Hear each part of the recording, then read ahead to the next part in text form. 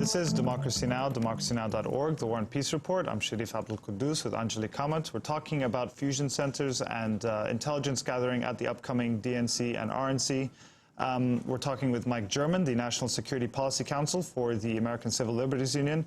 Eileen Clancy is the founder of Eyewitness Video. And Aaron Rosa, a reporter for the Colorado Independent.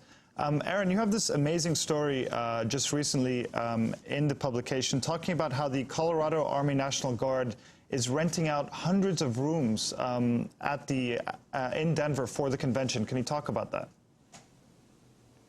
Well, it would appear from records from a federal database that the Colorado Army National Guard is apparently constructing a makeshift barracks in the far east region of the city that will be on call. They're not saying what the purpose is for nearly 400 people to be stationed in this private university. They're actually going to be stationed at Johnson & Wales University in the eastern region of the city. You know, more than 400 troops in that one area. They've rented more than 500 rooms across the city, and they're not saying what the purpose will be for, but they have confirmed that it will be all Colorado National Guard personnel.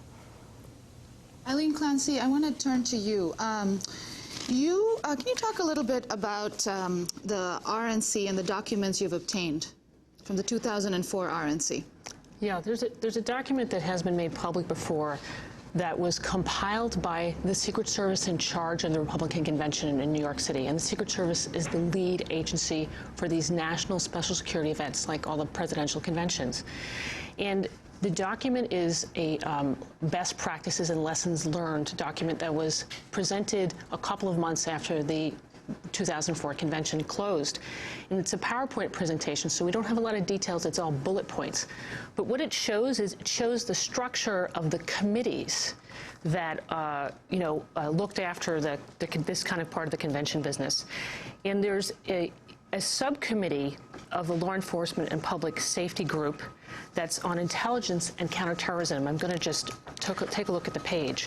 And the objective of this subcommittee was to obtain, assess, and share information about individuals and groups who might pose a threat to protect these designated venues and or the RNC itself. But what's fascinating about it, besides we know that the FBI and the police department and the Secret Service were involved, the members of this committee include the CIA, the Department of Defense, DIA, which is the Defense Intelligence Agency, and it also includes something called TTIC, which is the Terrorist Threat, I think it's Integration Center, if I'm getting that right, or maybe it's Information. And what happens for these national security special events like the conventions is that they make their own fusion center just for this event. It's like an ad hoc special project, kind of like what we're doing, but with a lot more money and a lot more power. And what it says here is that through this Intelligence Fusion Center and the Joint Terrorist Task Force Fusion Center, which is yet another fusion center that was put in place, this subcommittee achieved its primary objective of sharing threat, and then it says demonstration intelligence among the subcommittee members. So the point here is that the CIA, the Defense Department, in the upper reaches of the federal, what they call the intelligence community, believe it or not, they are having access to intelligence, what they call intelligence about demonstrations. I might just call it information, but they seem to need to share it. Now, I don't even know if it's legal for the CIA to be involved in domestically to this extent, but there's the Department of Defense.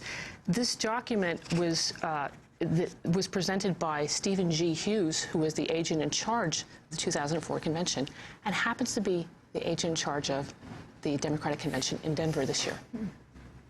And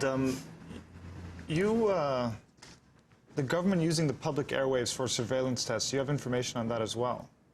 Well, what we saw during the Republican convention in New York was that there was an experimental project, a pilot project, that took spectrum, digital spectrum that's owned by WNET Channel 13 in New York City, the PBS sort of flagship in New York City.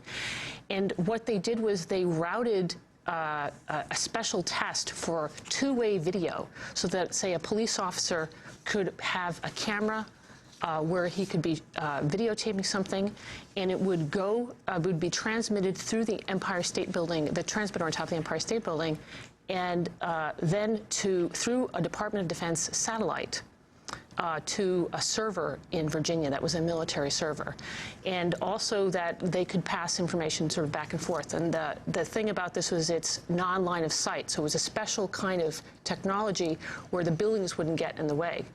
And that's an example of how the federal government and local governments use the conventions basically as an excuse to make a laboratory to play with these toys and set up surveillance processes that we're going to see sometime in the future. You saw this in New York City, where they took the money to make it from the conventions, the federal budget that was given to the city to make an emergency operations center, and they call it a situations room, and they put in all this video apparatus. Similarly, last year, a deputy chief in Denver testified to a House subcommittee about fusion centers and how they were going to use the convention in Denver as an opportunity to basically lay a structure for what they called a super fusion center. And so they're going to take some of that $50 million that Denver's going to get and going to be using it to build a more permanent and more powerful surveillance apparatus for Colorado. I want to bring Mike German back into the discussion.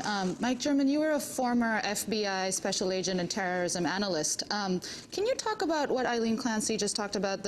What is the legality of the CIA and the military being involved in domestic operations? Well, you know, as I said, it's very ambiguous. And you know, this isn't just something that's happening in the future. It's happening in the future in Colorado, but it's actually going on now elsewhere. In January, the Director of National Intelligence issued functional standards for suspicious activity reporting to get all the police departments and all the different agencies and elements involved in the fusion centers to report suspicious activity in a standardized format for the purpose of